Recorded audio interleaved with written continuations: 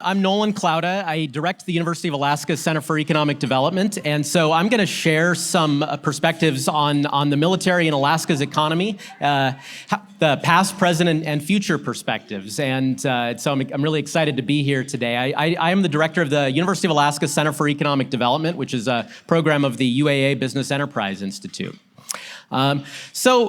Kicking things off, I want to take you back in time a little bit to this day. If you got this grainy picture here, this is from a family collection that I rifled through recently, and this is from July 4th, 1958. So, you know, there was always a big deal in many towns in Alaska. The 4th of July parade itself, you know, this is downtown Anchorage. You know, everybody comes, and it was a big thing, and you know, everybody took a lot of pride at that point. But this was a kind of a special day in Alaska. You know, the 4th of July parade in 1958, and the reason for that is because of this. A few days later. What happened in the spring in 1958 was that Congress passed a statehood bill for Alaska, making Alaska the 49th state. And then a few days after that 4th of July celebration, President Eisenhower signed the bill, making Alaska a state, you know, effectively in 1959. And some of you that might be Alaska history buffs, you may recognize some folks in the background there, like Ernest Greening and Bob Bartlett, some of the state's sort of founding fathers, as it were. And why this happened, why statehood happened when it did, was owed a lot to this map right here, to the map of what, you know, policymakers and strategic thinkers started looking at taking the globe and tilting it back a little bit and looking at it from the north down, and finding that Alaska was, rather than being a peripheral location, was really kind of on the front lines in many important respects, for kind of near the center of gravity for the great contest between superpowers, the U.S. and the Soviet Union, and that Alaska had an important role to play, and it was essential to fortify Alaska and to protect the continent, you know, from any potential Soviet intrusions or incursions or activity that might compromise, you know, the U.S. sphere. And that meant that there had to be troops stationed in Alaska. That meant that there had to be supporting infrastructure, and it meant that Alaska needed to have a strong presence, you know, in order to help serve that role, that critical role for defense of the continent. So if you look at what was going on in the 1950s, especially, you know, in the years a bit after World War II. As much as of a quarter of the territory's population were troops, were active duty service members. And when you factor in the civilians, it's the civilian DoD employees, the contractors, and then the family members of the service members, contractors, and civilian employees, what you find is that about half of the population of the territory in the 50s had some tie to the military. And this is something they brought with them, you know. Families came, unlike the mining and fishermen days when it was only, you know, single men coming up to work for a season and leave. These were folks who brought families up, and they wanted the trappings of life that they would get in the lower 48. And this is something that really contributed to building an economy that ultimately was a precondition to statehood. You can't be a state if you don't have enough of an economy. And along the way, the military built a lot of critical infrastructure, or rebuilt or rehabilitated or spurred into existence a lot of infrastructure that was foundational to having more of a civilian economy, to the kind of economy that we now take for granted, including things like rebuilding the Alaska Railroad, including things like the Anchorage and Fairbanks airports that needed to be built, that had a defense purpose behind them, built with federal money, or ports of Seward, Valdez, Whittier, the University of Alaska research institutions like the Geophysical Institute, where there was a strong defense reason for it to exist. That so much of what we take for granted as a state today owes a lot to these kinds of things that happened during the Cold War. And it really tells you what the importance of the military is in Alaska's economy and in our history.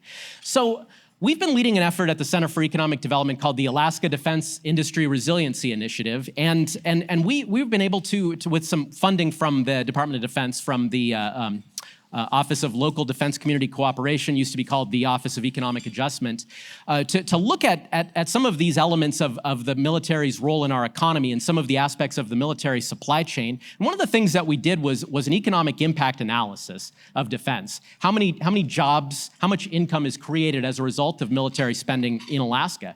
And this was something that surprisingly hadn't been done anytime recently that we could find, the actual economic impacts of the military in the state, which we know are big and important, but we couldn't really put numbers to it until we started doing the analysis. And here's what we found. Fairly conservatively, that the military, through direct spending and indirect effects, through a multiplier effect, creates almost 60,000 jobs in Alaska. We're a state that has right now about 300,000 jobs, and employment numbers are usually counted as civilian employment. And so, if you look at just the civilian jobs created by the military, taking out the active duty folks, 1 in 10 civilian jobs in the state are tied to the military, and that's in many ways kind of underselling it. We also compare this to other industries in the state. Each of these industries, like oil and gas sector, seafood, mining, tourism as well, they all have their advocacy groups that have these reports done fairly regularly that show the economic impacts of oil and gas, seafood, tourism. Nobody does that for the military, right? But if we did, we put it into context, approximately speaking, this is close enough to an apples to apples comparison, then defense creates almost as many jobs as seafood, but in reality has a much larger impact than seafood because that seafood counts a lot of seasonal jobs and lower total payroll impacts. So really, defense is the second largest industry in the state, behind only oil and gas. There's another economist at UAA who did a related analysis using a different approach. He finds that the number is probably even quite a bit higher than that, perhaps as much as 8,000 or 10,000 more than that. In the vicinity maybe of almost 70,000 jobs in the state that have a tie to the military, which is pretty astounding when you look at it, and especially considering how understudied that subject is. So the military spends about $3.5 billion in Alaska each year. About half of that is contract procurement that goes to private sector businesses. The other half is mostly payroll. And although the spending is pretty well concentrated, about 3/4 of it goes between the interior and Anchorage, with obviously the largest Army and Air Force installations. They're still spending throughout the entire state. We found that all but one borough or census area in Alaska had military spending during the years that we looked the most closely at, which was 2017 to 2019. So spending affects all parts of Alaska, essentially.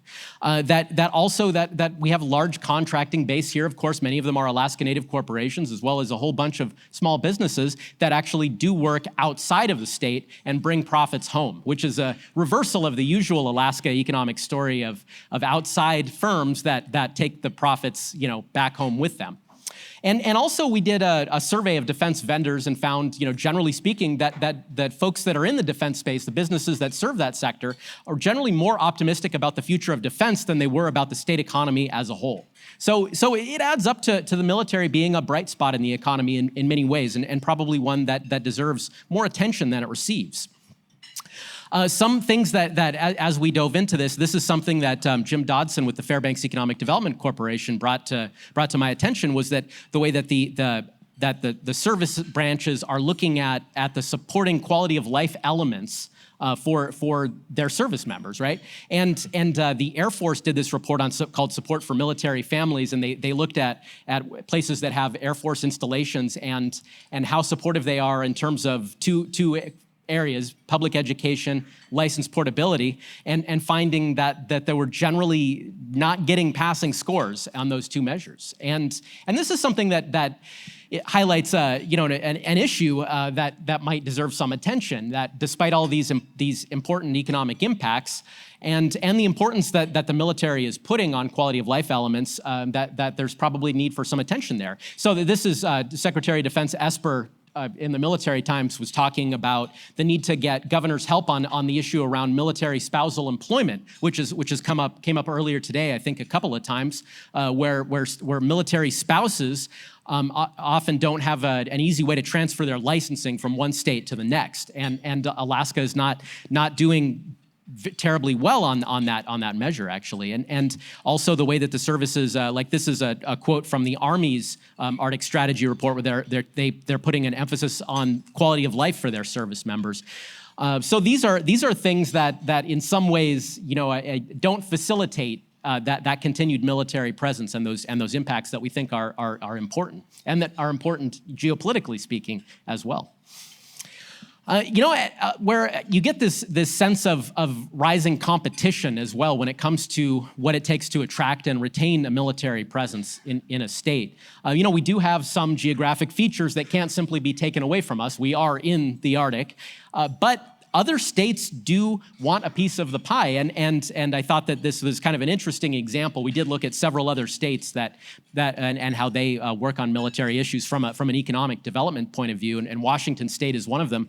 Washington State, has defense as one of its primary sectors of focus, and they actually boast about their ability to project power in the Arctic, in Washington, and I get why there are reasons for that, that are important to consider. But it definitely stings my Alaska pride to see another state talking about its sort of Arctic chops. So these are the kinds of things. These states are aggressively promoting themselves and trying to roll out a red carpet, and there is some element of competition that has to be recognized. And I often am not sure that Alaska is playing in that competitive space. So one of the things that our effort has resulted in, we had a consultancy that worked with us on these issues and made some initial recommendations as to how military affairs, with an eye on the economy, could be structured. And what they found was that there was a need, probably. Their recommendation was to establish ideally two structures that would live in state government, one being a statewide military coalition or alliance, some kind of an appointed body that exists in statute, something that's probably beefed up a bit from the ACAST group, the Alaska Civilian Armed Services Team, and also an Office of Military Affairs in state government. That most of the time, although some administrations in state government have paid attention to the military, including the current one. I know some great folks who work in the current administration that work on military issues, but historically speaking, issues around attraction and retention of that military presence has really been ad hoc and often ignored. And these are recommendations that were meant to help bolster that focus area in terms of the military. And so there has been a bill introduced in the last session for the state legislature by Representative Hopkins and to establish an Alaska Military Affairs Council. And that was something that I was able to provide some input on, and Mayor Bryce Ward was a strong champion of in the Fairbanks North Star Borough. But to establish some kind of continuity and some kind of presence that works on military issues around these kinds of topics. So many of you have paid attention to the service, the DoD Arctic strategy, and then the service strategies that have been coming out in the last 2020, 2021. And they call for some really interesting and exciting possibilities for the state, around a new command established focused on the Arctic, around beefing up the personnel presence, around infrastructure needs. There's also been the possibility raised of additional icebreakers being built and potentially of Alaska being able to home port one of those icebreakers.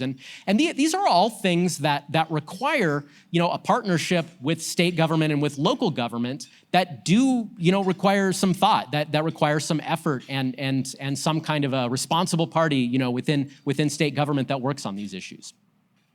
So wrapping things up, that top-down view that I think those folks in the room are all too familiar with, that today even though we're in a different world than the Cold War, yet the geographic advantages of Alaska, the strategic advantages that we offer as a way to project power in the world and as a presence in the Arctic, which has gone from being sort of a Cold War frontier to being a realm of great power competition between Russia and China and other players, and still Alaska's got this enduring importance, and I think that I'm an economist and I'm not a strategist, but when I listen and observe what the strategic thinkers have to say about this, there is an economic component to this, and I think that there is a lot lot of room for our state to think about what it wants and to have some proactive strategies around that.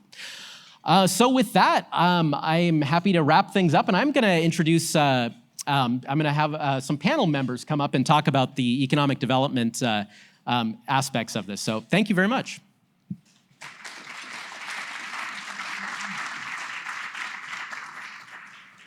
All right, so I've got here a panel of some of my fellow economic developers. These are all folks that are good friends, good colleagues. We've all been working a lot on a lot of issues, especially around COVID recovery. Some of them even tell me when it's time to get a haircut. I usually ignore them, especially when it's Tim Dillon. But I'm going to go ahead and introduce these folks and then go into a little bit of conversation. So joining us remotely, my friend Alyssa Rodrigues. Alyssa is the director of the Alaska Manufacturing Extension Partnership, which is also a program at the UAA Business Enterprise Institute. So back in the days when we were in the office, Alyssa and I had our offices nearby one another. Also moving on to the end, John Bittner. I think John Bittner, many of you probably already know, he is the state director of the Alaska Small Business Development Center, did some really fantastic work during COVID to get money out to businesses that were struggling. Also with the Business Enterprise Institute. Robert Venerables with the Southeast Conference, which is the Alaska Regional Development Organization for Southeast Alaska, and Tim Dillon with the Kenai Peninsula Economic Development District, or CAPED. So I'm gonna go ahead and jump into to some questions here, and I'm gonna start with Alyssa Rodrigues. And Alyssa and I have talked a lot about supply chain issues around defense, and Alyssa is also a brilliant economist and always has great things to say about this. But when people hear about manufacturing in Alaska, regardless of whether there's a defense connection, they're often surprised that we have any sort of significant manufacturing. And so Alyssa, can you talk a little bit about what manufacturing in Alaska looks like with regard to defense, and maybe what some of the opportunities are? Yeah, happy to. Just double checking that you guys can hear me. Yes? Okay. So when it comes to the defense industry in particular, a lot of the manufacturing that's going on that's related to defense is fuel refineries, vehicle parts manufacture and repair, computer electronics parts manufacture, repair, and then even a little bit of furniture manufacture and repair. We have to, we think about DoD and manufacturing, really have to kind of expand our thinking of manufacturing in Alaska as a whole. We really just think about maybe seafood processing when we think about manufacturing, but Alaska's manufacturing sector is incredibly diverse.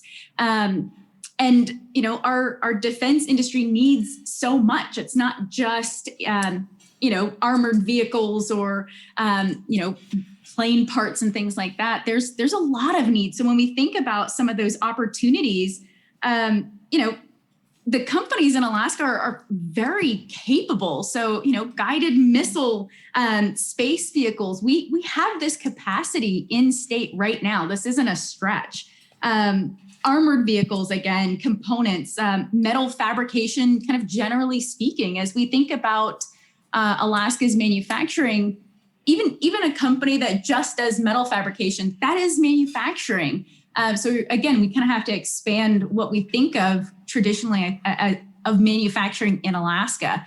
Metal fabrication in particular, as we think about companies that serve, generally speaking, the oil and gas industry, as they want to, and we're hearing from them wanting to diversify, this is a perfect opportunity for them to be able to diversify towards DoD and away from, maybe not away from, but in addition to oil and gas.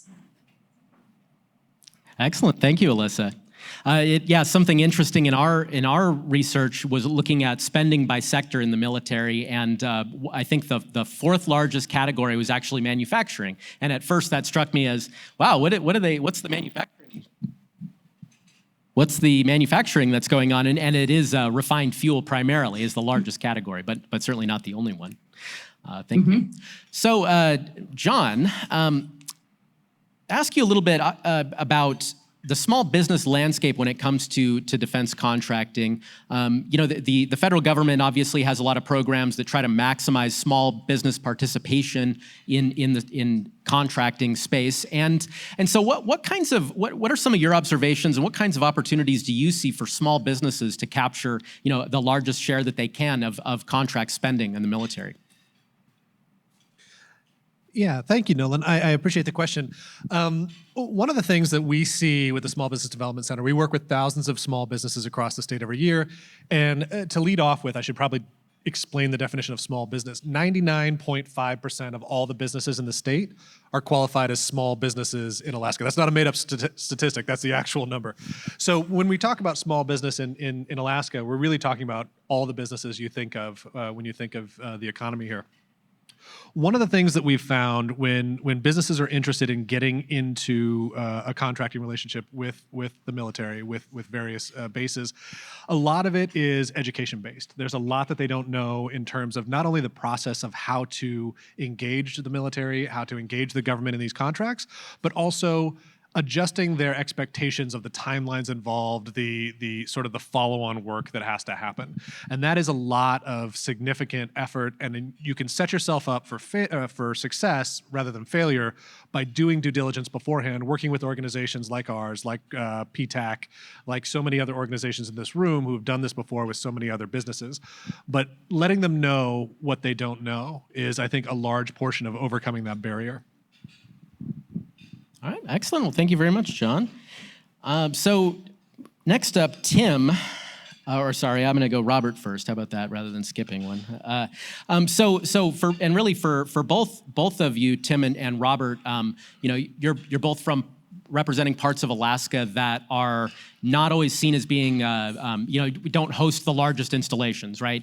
We've got the large Army and Air Force installations in Anchorage and in Fairbanks, but you guys do have surprisingly large military presences, especially when we count the Coast Guard in both your regions. So to ask Tim first, can you talk about the role of the military, the role that the military plays in your region, and how it can be sort of maximize what some of the opportunities are?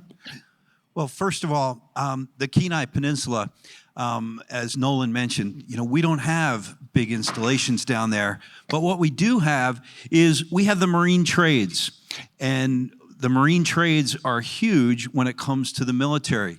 A perfect example is in Seward this past fall at an organization that we have over in Seward. It's called JAG. All at the same time, we had the Navy Sioux, the Coast Guard Hickory, and the State's Tustamina all in dry dock at the same time. So we have those kind of capabilities to be able to do those things. So between having those opportunities and the personnel opportunities, those are perfect things for us on the Kenai Peninsula. We might not have, folks that are in office in the military, but you all train so many individuals that if you look around the state of Alaska and you look down on the peninsula, whether it be the railroad, the university, business starts, or city managers, there's a variety of veterans sitting in those positions, and it's all because of the training that they got in the military. So it's tangible things and things that you can't really put your finger on. Thank you very much, Tim. How about you, Robert? What's the same question? And very similar answers. Of course, Alaska being an Arctic state, we like to think of Southeast Alaska being the gateway to the Arctic, and it's not traditionally seen as such because we're such a vibrant rainforest. But we do have a significant presence with especially the Coast Guard, and that plays a very meaningful role in many of our communities there. There's also a sonar testing facility just north of Ketchikan that the Navy uses for training. And really, Southeast Alaska, with its thousands of islands, provides quite the training opportunity that we hope that we can leverage as the Arctic opens up and assets start migrating north, that many of the assets that are in the Northwest perhaps are being repositioned to Alaska, that Southeast could be playing more meaningful role in that. But most of what we find in our part of Alaska is that because we're sparsely populated as a region, the presence that the military does have really helps add to that economy of scale, and it really plays a very significant and stabilizing role in our economy. Awesome. Thank you very much, Robert. So I was thinking if it's possible, I'd love to hear questions from the audience. I of course have a few more I could ask, but I think it might be fun to have other folks weigh in.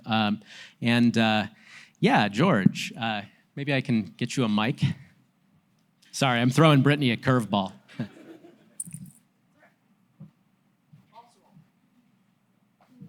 George Rowe.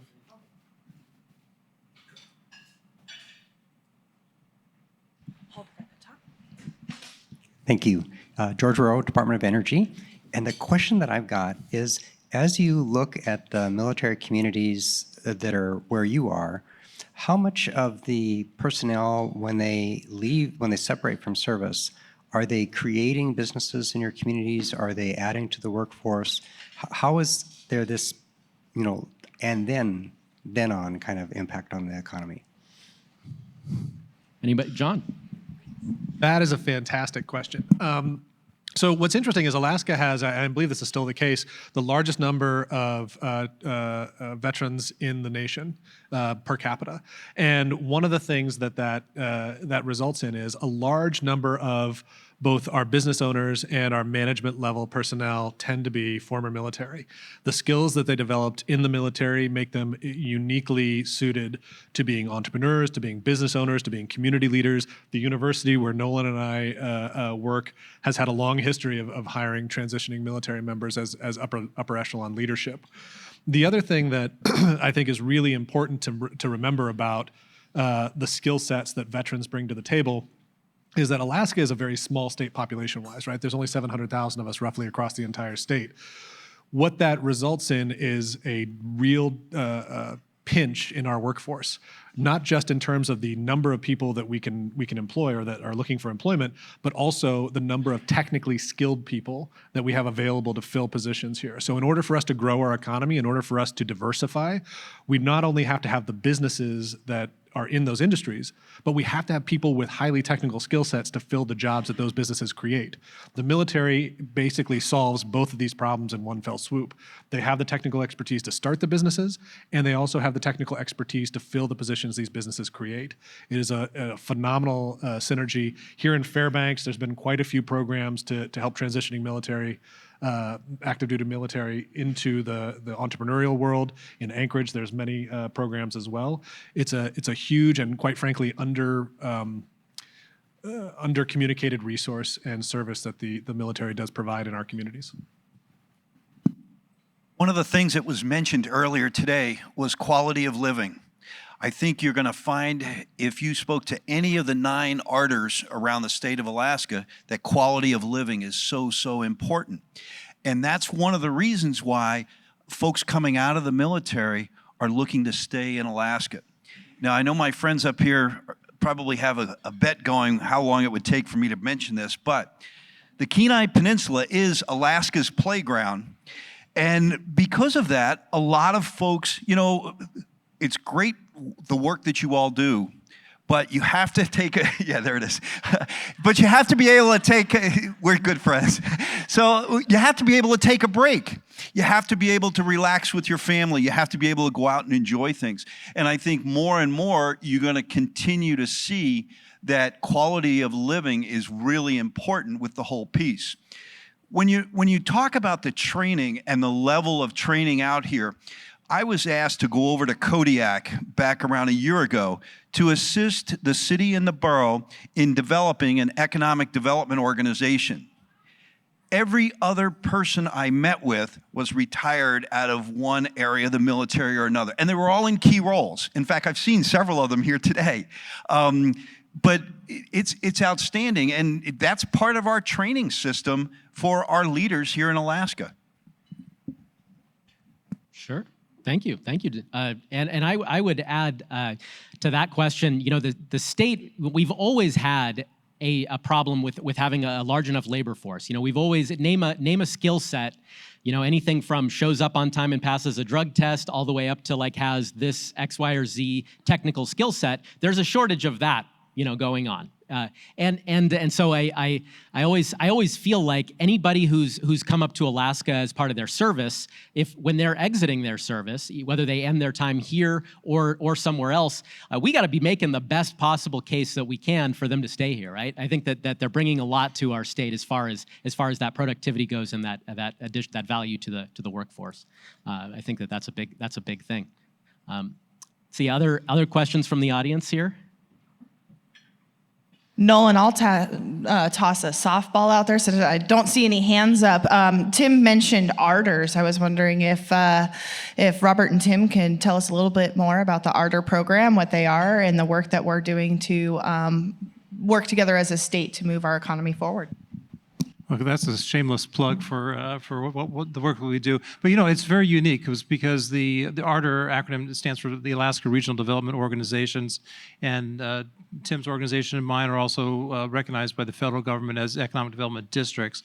And we work, in partnership with communities and the business sector. We heard from the last panel, where the need for infrastructure and the public resources that go into ports and to roads and to broadband. Well, we take that a step further and work with the business community so that the businesses that need to be created in order to create that quality of life, whether it's from the retail sector to childcare, because can be there to support the military families that are coming into the state. And so, and of course, it's been very challenging this past year as we're trying to work with different agencies, especially the champions we have on either side of us, to get the resources during the pandemic to keep those businesses alive and functioning. But one of the aspects that the military brings to the state and to all of our regions is that level of stability that gives us some the backbone that we can work from, where some of our other businesses are seasonal, cyclical, and at risk. Really, it's a real meaningful role that the military spending and your families do, whether it's putting kids into school or just the service you have from day to day. So thank you. All of the ARDORs are just a little bit different too, and they play into whatever the community really needs. Down on the Kenai Peninsula, we have a 30-acre facility where we have an incubator.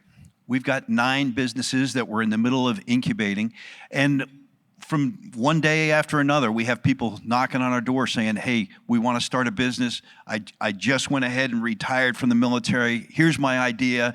I want to start a CDL school. I want to start this. I want to start that. And we're able to work with each other. And then we give John a call and say, okay, what programs are out there? So we make sure that we match things up. Probably the best way to explain an ARDOR is we're the boots on the ground. We're the group, the conduit between the state, the feds, all the different agencies, and our communities. Excellent. Yes, please. Hi, Doug Isaacson, Minto Development Corporation. You all know me, so I'll just cut to the chase. You mentioned the manufacturing, Nolan. That was a good presentation.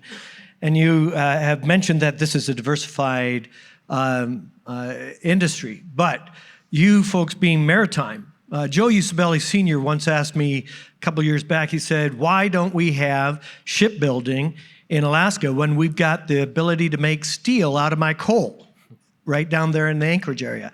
So I pass that question along to you all as ARDORs and as leaders in business and industry. Why don't we have shipbuilding if we have a growing presence of military? We do have shipbuilding. What we don't have is the authorization and the contracts to do it. And I'll let Tim follow up, because we each have shipyards in our regions. The one in Ketchikan built the last 2 ferries for the Alaska Marine Highway System. And one of the policy issues I think that we need to address as well is making sure that the vessels that get constructed or need maintenance can be happening in the state of Alaska. And I know there's some legislation to address that, but as we're seeing more and more vessels come up this way, we have the capacity and we're trying to grow that, and that's an area that we need to address as well. We've been working really hard on changing that impression that we can't be shipbuilding. We are doing it, and whether it's the smaller vessels up to the larger ones. I even had the CEO of AIDA in my office a week and a half ago, and this was a major topic because of what's going on in Homer and Seward and down in Southeast, and what needs to be changed as far as different kinds of things in statute that need to be adjusted in order for dollars to be able to flow, different kinds of loans, and what you can do in order to be able to continue that whole process. But shipbuilding is alive and well in the state of Alaska. So how big of a class? I think it's just under 300 feet for the last two ferries that were built, around 290s, something like that, and carrying vessels and passengers.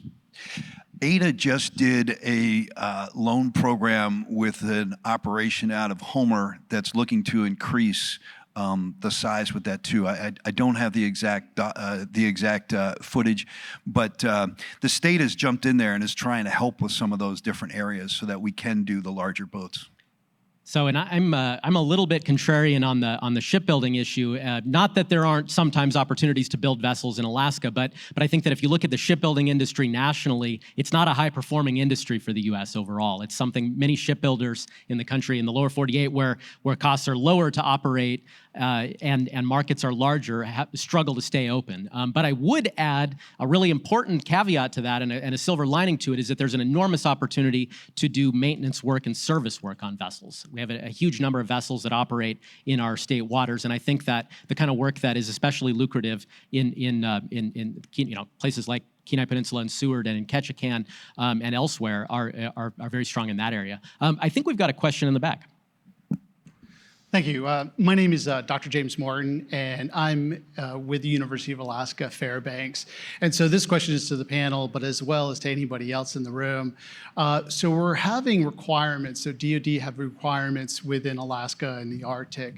We have businesses, small businesses in Alaska.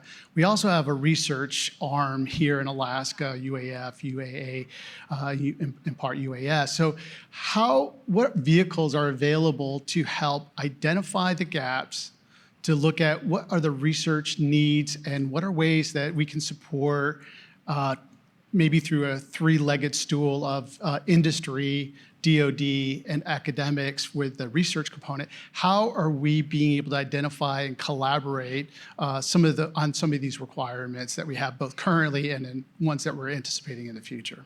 Thanks. Sure. Well, I have some ideas on that. I think that there's a lot there. We're talking about the potential for research and development and development of new technologies. I think maybe a lot of folks here realize that really important inventions like the computer, like the internet, are the result of defense spending, right? Are the result of meeting defense needs, often through those exact types of partnerships, right, between universities, private sector, and the military, right? I think we did some really creative things with that. When it came to accelerating technology. I don't know what the next generation of that needs to look like, right? I think now, large private sector firms have a lot more capabilities than they did, several decades ago when it comes to R&D, and so it's a lot more now. I think about to make a big generalization about the military adopting technologies that the private sector world has created, rather than pushing it out the other way. But I am curious if Alyssa has any thoughts on that, or anyone else on the panel. Yeah, thanks, Nolan. And that's a fantastic question. I think, when I think about the gaps specifically between manufacturers and the DoD supply chains, my mind doesn't so much go to technology gaps and that sort of thing, but more just gaps between, how can we effectively connect our manufacturers to the DoD and vice versa. You mentioned requirements. I don't know if this is the one you were talking about, but the CMMC, cybersecurity requirements that are coming, that's something that we're really trying to help our manufacturers to be able to meet those requirements, so that that's not a barrier to entry for them to engage with the DoD supply chain in general. We work really closely with PTAC to, again, try and help bridge the gap between our manufacturers and the procurement opportunities within DoD. And then we help in the other direction. If we have DoD, procurement folks who need something, we have an entire nationwide network of Alaska MEP or of manufacturing extension partnerships rather across the U.S. Where we can take a request for a U.S. manufactured product and send it to everybody. So we really can help on both those sides, trying to bring together our manufacturers and the DoD. So that's a specific gap that I'm really interested in trying to fill and address, but it doesn't really, in my mind, have too much to do with specific research needs as more of like a boots on the ground. Okay, we have to connect kind of these two pieces. So I kind of a tangential answer, but thanks for the opportunity. I'm curious. Okay. So I'm curious also, John Bittner and his team have worked on helping entrepreneurs in some cases get SBIR funding, small business innovation research. And I feel like part of the answer may be related to that. Is there any comments on that you'd offer, John? Absolutely. So there's a few things I'll say. One is I actually just had a meeting this morning with a representative from EPSCoR over at UAF about this very same topic, not specific to the DoD in particular, but just in general. How do we connect the university, the private sector, the government agencies that are looking to develop or have developed tech all together? One of the things I will tell you is one of the biggest barriers right now for the people doing the research or who have the capacity to do the research and the people that need the research done is communication. There's a real difficulty in connecting the right people together and finding the time and the best mechanism for them to cross-pollinate what they need with what we can offer. And this has been true for a great many years, right? My organization does a lot of work directly with the entrepreneurs and the innovators themselves. We help them get the SBIR, that's Small Business Innovation Research grants. We help them get patent protection, trademarking, intellectual property protection, things along those lines. But what's missing is a high-level, highly structured way for all of these agencies, organizations, and innovators to get together and talk about what they can and can't do and what they need. There's also another piece to this, which is the government and the Department of Defense agencies in particular develop a ridiculous amount of intellectual property and technology every year, much of which they end up not using, right? It's all speculative, and then it just sort of sits there because they own the property rights to it, but if it's not going to fit the situation that they were trying, or the problem they were trying to solve, they don't really have any other use for it. So it sits there. There are programs out there where you try, organizations like the ARDORs or others try to connect local businesses with these technology opportunities through the DoD, through programs like Springboard. And several of those have been deployed here, but it's not, again, it's not used anywhere near as much as I feel is necessary. So I think that, long story short, in order to solve this problem, and it is well worth us solving, somebody or a group of somebodies has to come together and bring the right people to the table in the right format and the right frequency to make sure that we are leveraging every resource and opportunity we have, because there's a lot more out there on the table than we take advantage of. And that's been true for decades. I also think there was a question over here, Brittany, by the way. Yeah. Is there a question over there? Or go ahead if you want to, while they're... So one of the things that has come out of COVID has been people talking more, especially among the 9 ARDORs and the, what is Christy Bell's, the Center for... EEI? Business Enterprise. Business Enterprise. We're now talking on a weekly basis, and we're talking about things just as like that gentleman had mentioned earlier, finding out, okay, who has a connection here, where are some of the pieces that happen. Along those same lines, the governor has a group of folks that are working on economic development also. I received a phone call from one of them this morning that was talking about this potential business, and he needed some insight on the Kenai Peninsula, that to potentially, have 200, 250 additional jobs. So that kind of communication, I really think COVID brought that about, because we don't see each other as much. We have regularly scheduled Zoom meetings now on Wednesdays that these kinds of things get brought up. Sure. Yes. Thank you. Thank you very much for that, Tim. I think that wraps up our session just about. But I'd add, I mean, even just from this kind of the way that the conversation has gone, you've got opportunities around workforce development, tied to the military. You have infrastructure development. You have the world of high tech entrepreneurship. I think that the military in some ways encompasses all of these things, in the course of meeting its security mission in the Arctic. And sorry, did you have another, Brittany? But I think there's just a few things to think about, and it's also worth thinking about what it takes proactively to pursue some of these things. And so, with that, go ahead, John. Sorry, I just have one more thing. It was based on your presentation. A lot of times the magnitude of the impact isn't necessarily seen because you don't have anything to compare it to. You mentioned that the military every year brings about $3.5 billion into the state's economy.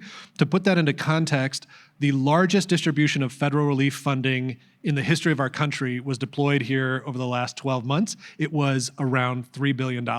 So imagine the CARES, the ARPA, all those other federal bills being passed and being deployed in Alaska every year since basically statehood. That's the magnitude of the economic impact that the military has here. Yeah, I think that's an excellent way to put it in perspective. Thank you, John. So with that, I appreciate the opportunity to be here and my colleagues and Alyssa to join us remotely. So thank you very much.